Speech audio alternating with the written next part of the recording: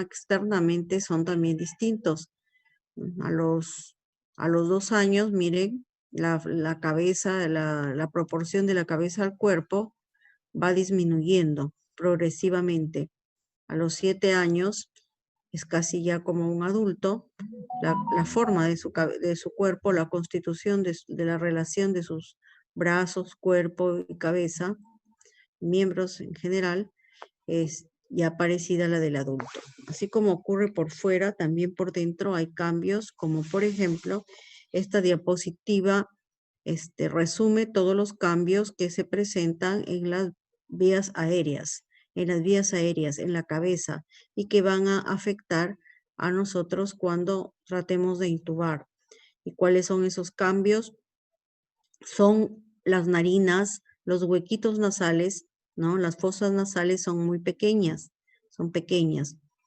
Esto nos trae problemas tanto para si quisiéramos pasar una sonda, si quisiéramos hacer una intubación nasotraqueal.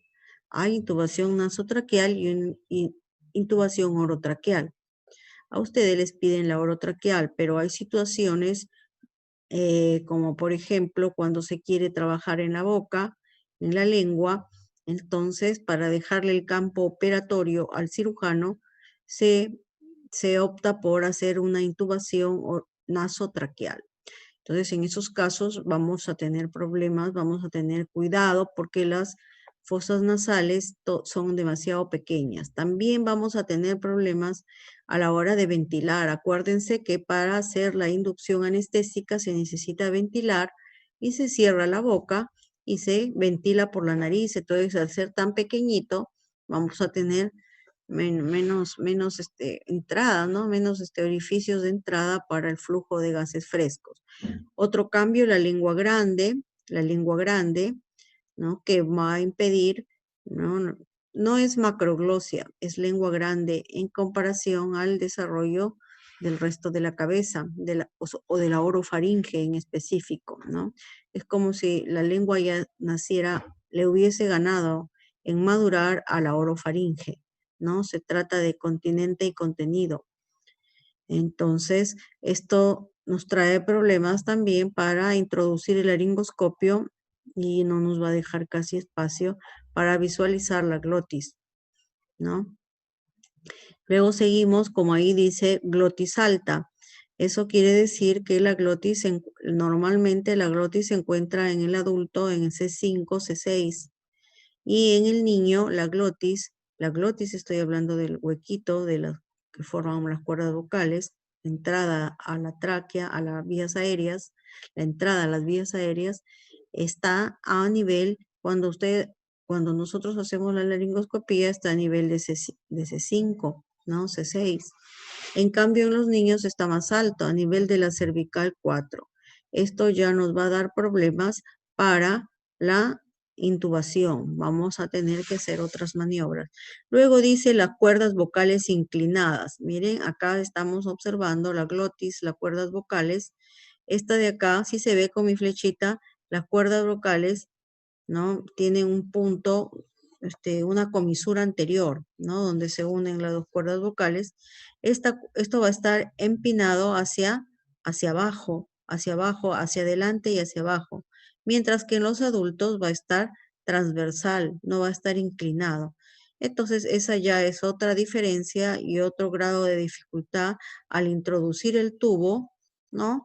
El tubo se va como acodar, cómo va a tener una dificultad pasar porque las cuerdas vocales están inclinadas, ¿no? La comisura anterior se va a entrampar ahí. Primer punto de entrampamiento, porque luego tenemos debajo de las cuerdas vocales inclinadas, que señala acá la figura, vamos a tener a la laringe, ¿no? Entonces, estamos viendo más o menos el cartílago tiroideo y luego debajo se encuentra el cartílago cricoideo. Y como ustedes ven, esta laringe termina en embudo. Está bien graficado acá, aunque no está a colores, por eso le he tomado. Miren, ven acá que luego sigue la tráquea, ¿no? Ven, al lado hay unos huequitos. Eso está demostrando el cartílago cricoides que tiene así ligeramente una forma de embudo. ¿no? Mientras que en los adultos se saca todo del mismo diámetro que el diámetro superior. Eso también va a traer un problema a la hora de realizar la intubación porque va a ser otro punto de dificultad para introducir el tubo. Entonces, eso se llama anillo cricoideo estrecho, ya se conoce como. Entonces, aquí están resumidas las características de la vía aérea del neonato y también tenemos la parte posterior de la cabeza, que es el occipucio. El occipucio es grande y es prominente y no es plano. Entonces, necesitamos un apoyo para evitar que en el momento de la intubación y en la extensión de la cabeza, como no es plano, gire, ¿no? No tenga estabilidad, sea inestable.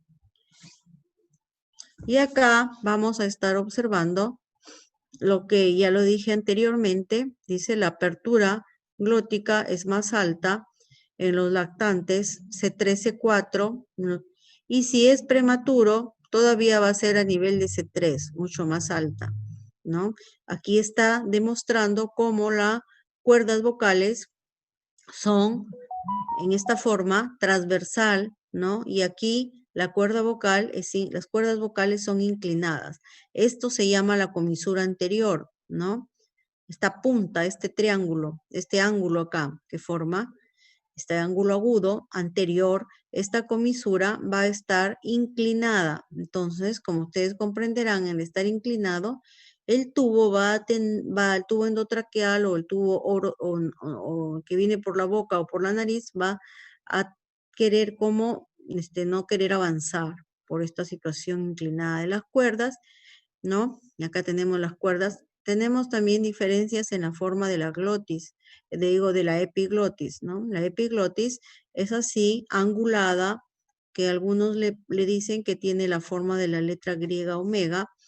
Acá están viendo una glotis de un niño, de un lactante, sobre todo, y acá están viendo de un adulto, ¿no? Es más lisa, así como acá más o menos sería, ¿no? Y mientras que la del niño es así, angulada, inclinada y es gruesa, ¿ya? Es gruesa. Nos quedamos con que es gruesa, ¿ya? Es gruesa, tiene la forma de omega, ¿ya? Entonces, luego vamos al otro cambio que habíamos dicho. Acá tenemos un esquema del cartílago tiroides y del cartílago cricoides de un adulto. Miren, ingresar con el tubo, imagínense que este es el tubo endotraqueal. Y en el niño, al tener esta estrechez cricoidea,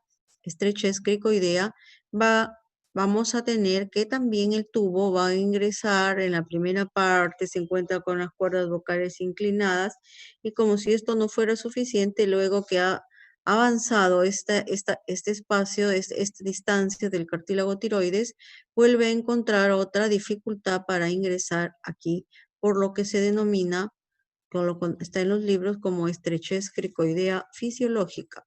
Ya no es, esto va a desaparecer a la edad de 5, 6 o 7 años. Ya esta diferencia esta ya no va a estar.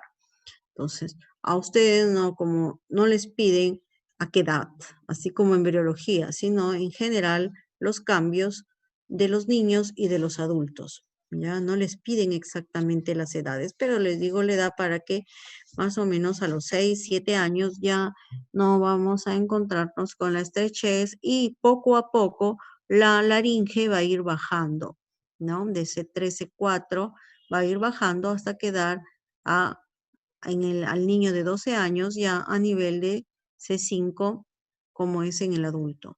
Ya va a ir bajando, entonces ya se va a parecer más. Otra diferencia que vamos a tener es que nos va a afectar bastante es la diferencia del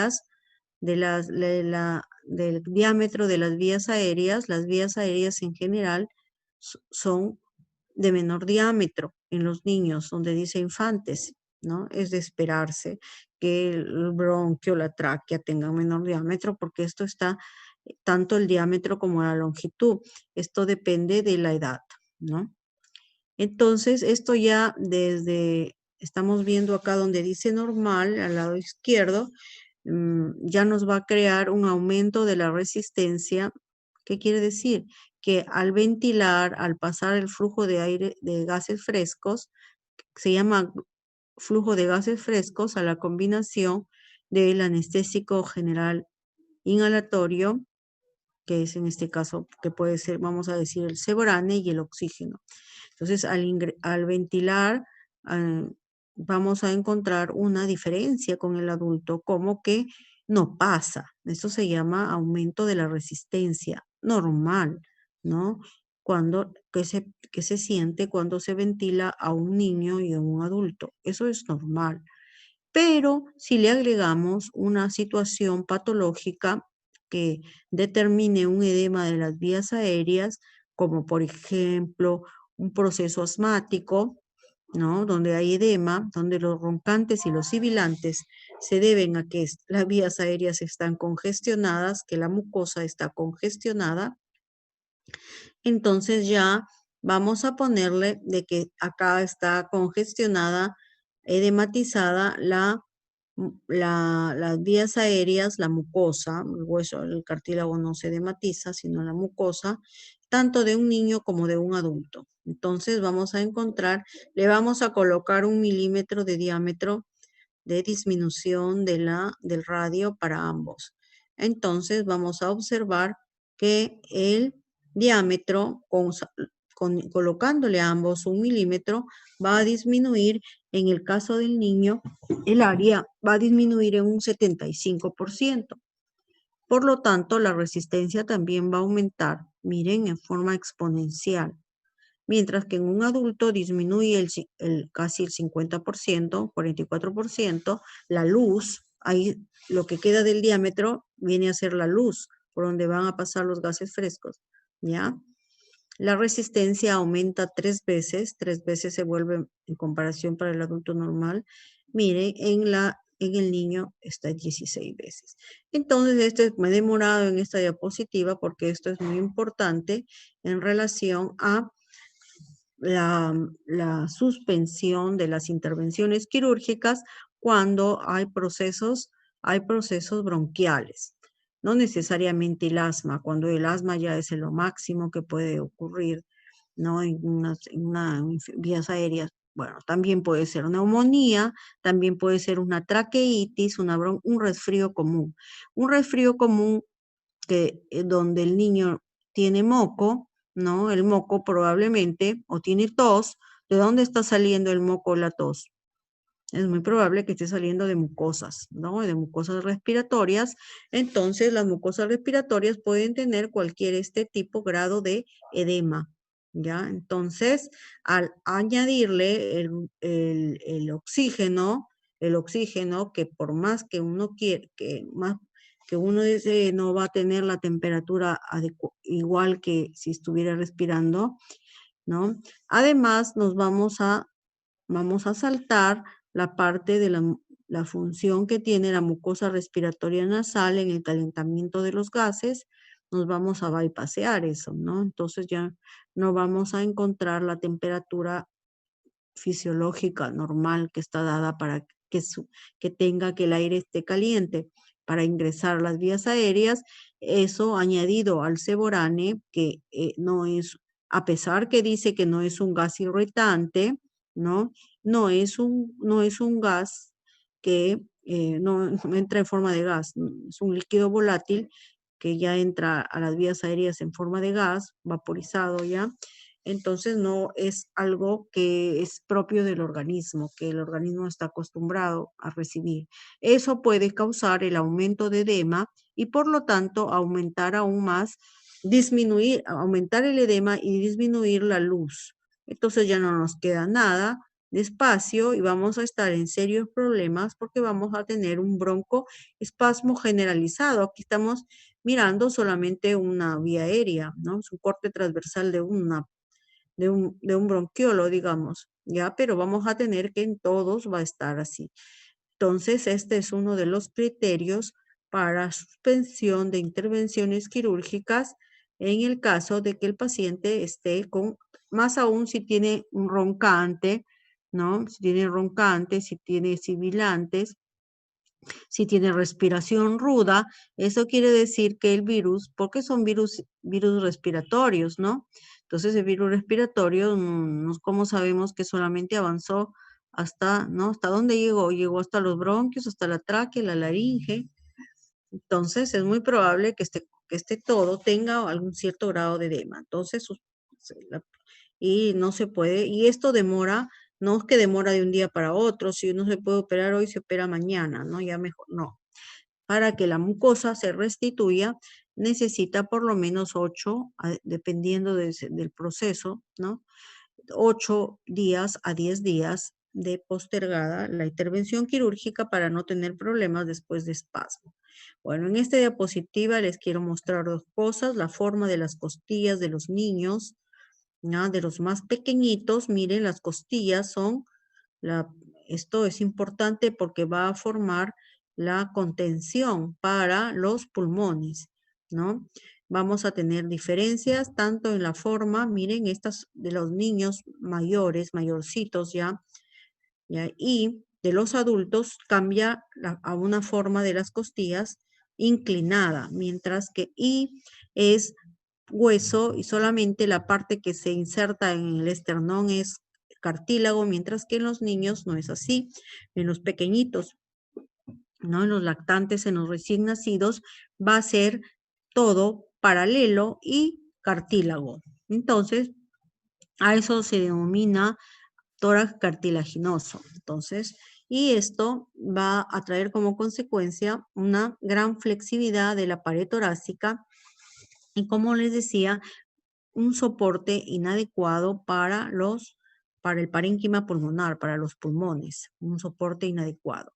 Por otra parte, vamos a tener que el desarrollo de los músculos, ¿no? El músculo principal de la respiración es el diafragma y los intercostales y los abdominales son accesorios que entran cuando hay necesidad, le entran a ayudar al diafragma, ¿no? Entonces vamos a tener que la musculatura en general del recién nacido es poco desarrollada, ¿ya? Es poco desarrollada en general toda la musculatura. Como vamos a observar en estas, no, le voy a dar la copita 8:17, estoy controlando la hora.